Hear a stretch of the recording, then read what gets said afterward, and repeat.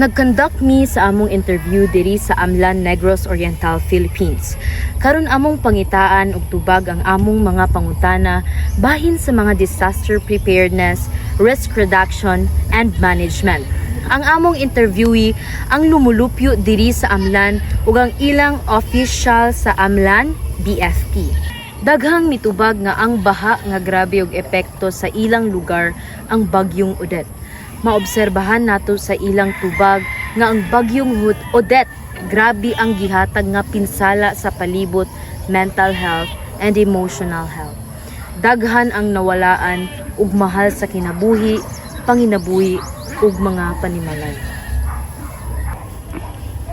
Sa pahayag sa official officer sa BFP Amlan, ang bagyong Odette ang grabe og epekto og nakaguba sa Amlan, Negros Oriental. Matud pa niya, daghan ang naguba nga panimalay ni adtong bagyong Odette. Ug ang usa sa pinakagrabe nga problema ang pag-supply sa tubig nga wala sila'y tubig adto nga time and lisod ang tubig. Hi sir, Otay si Rian sir. So, among question sir, what past disaster have happened in your barangay? Barangay or whole Amlan? Whole Amlan. Okay, so past disasters. Ang na after na ko dere, kinabalhin ko dere, na assign ko sa Amlan is last year 2021. So far sa ako ang naaptan ang Typhoon Odette ang na-apekto dito ako. Second question sir, how did the flood affect you? Okay. So kato siya, dako siya impact ang kato siya nga typhoon. Wala man no siya namatay atong higayunan diri sa Amlan. So zero casualties ni ato. Kaso lang mga balay dagang naguba. So especially katong sa mga part sa flood prone areas dagang yung mga balay nga naguba and ang among tubig diri is lubog. So, na problema po ni sa tubig na inom. Kay mismo ang sito aning mga deliver of tubig bitaw na mineral, dili na sila ka produce og clean water tungod sa lubog ang ilang ginabaan ng tubig. Third question, Niad pa siya sa mga safety measures. Matud pa niya, if you fail to prepare, prepare to fail. Ug ang dapat nga unang buhaton ang mangandam sa tanan. Sunod, ang mo-follow sa instruction sa official. Lastly, is recovery phase. He also stated nga ang main ug dako nga problema sa ilang giatubang sa disaster response ang manpower. what safety rules should the community follow before, during, and after the disaster? Community rules. Safety rules. Safety rules. Okay, kung safety rules manggaling sa before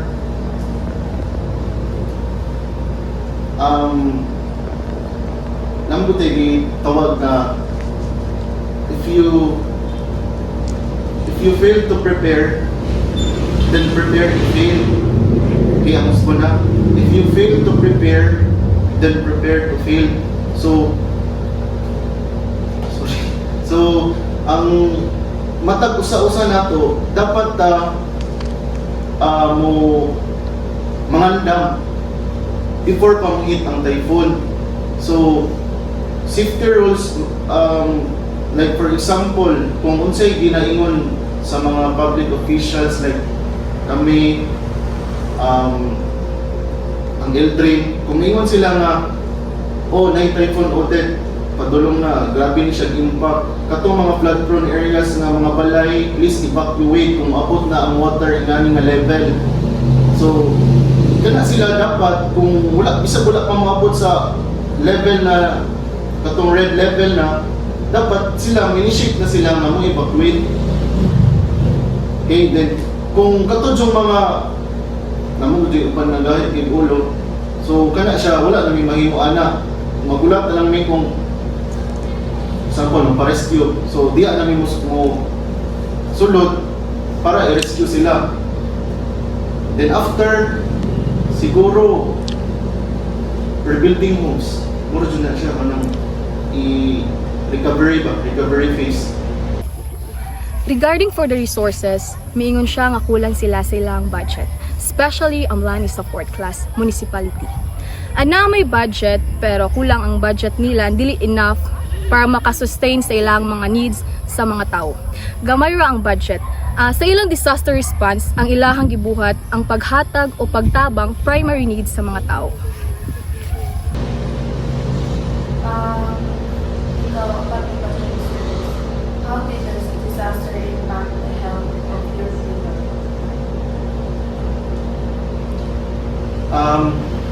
Kato siya nga panahon na is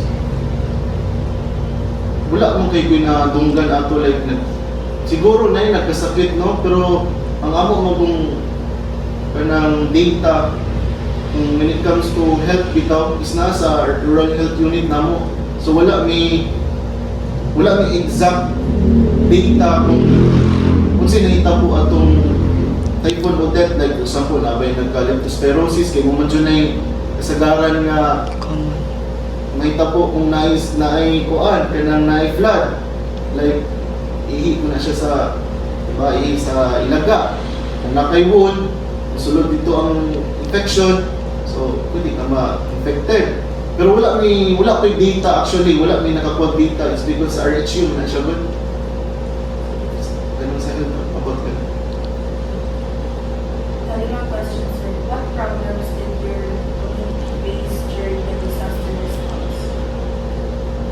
Ako dyan kuhan sa disaster response is kulang may manpower. Bali kami na ang kasagaran mong na magkuhan na agency is the Eldrim jud kami, then assistance na mo ang PNP, pero ang kasagaran jud when it comes to disaster is ang BFP o ang local disaster niya. Kami siguro wag kita may kaabot 30 or 40 ang tanan-tanan jud. Then kung imo na siyang i-compare sa barangay sa Amlan, which is na sa 8 ka barangay, uban na nagdagko pa jud, so ang ratio bitaw na mo kumpara sa mga tao dito sa Amlan, mga citizens, is kulang jud. So for example, naay nagpatabang diri sa barangay Biocos na napo ni na truck, then diri po sa Pikas na po patabang, diri sa Pikas na patabang, so among na encounter ato is na pami kanang kulang with manpower tungod sa gamay na to. Last question. Were there enough resources to help everyone during the crisis? Sa pagkakaroon no, depende sa lugar siya kay kung sa Amlan mong is Amlan is a fourth class municipality, meaning dili kayo siya ingana kadako og budget when it comes to disaster response. Kung namo ba na siya location kumpara sa mga cities like especially Dumaguete, kita po kaya sila budget, pero sa Amlan is na may budget pero dili siya maka sustain bitaw sa mga needs sa tao. So kuan siya kanang igo rin siya, dili ko makaingon na makakuan siya sa mga needs, pero at least somehow namin nabuhat atong pag-rescue o pag-response na mo, like giving foods, water, assistance, shelter, mga ingana. Pero when it comes to financial tingali, wala pero gamay lang. Sa usapan na mga gi-interview ng resident sa Amlan, gi-share niya ilang experience during Bagyong Odette. Ningon siya nga ang safety measures ang dapat buhaton during disaster is to never panic and dili mo gawas. O after disaster is to ask help sa mga officers or government for assistance. Okay, so sa katong sa mga miaging pagbaha sa inyo or like specifically unsay grabe nga baha diri nga na-experience ninyo? Kay unsa nga bagyo ninyo? Parang katong Odette. Yes, that. So like unsay effect atong bagyong that sa inyo? Kuan kanang namog yun pa ang balay, so katong ang bagyo kay Silang gibahaan dito sulod sa mga balay. Nya, unsa inyong gibuhat para maluwas mo ato or to conquer those challenges? Kuan, katong about sa NIPA katong mga nangaguba sa mga kay kanang gitabangan naman ni sa among ay sa akong grandparents ato o payo. Ano, kuan kanang wala rin pag kami kapanik ato ba kay basin unsay may tabo if magpanik ni. So, mo to gyud na may tabang ni. Yes, and last, unsay masulti nimo sa uban if ever maka-experience sila gingon ato and unsay dapat ilang buhaton? Kuan kanang dili jud magpanik kay if kuan nga dili magsigig gawas-gawas. Dayon try ra pa do pangayag tabang sa government. Okay, thank you so much.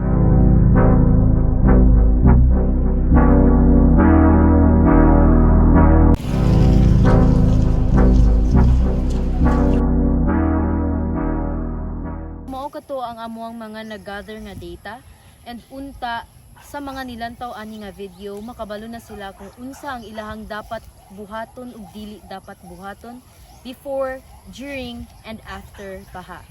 And we are the group. Wow!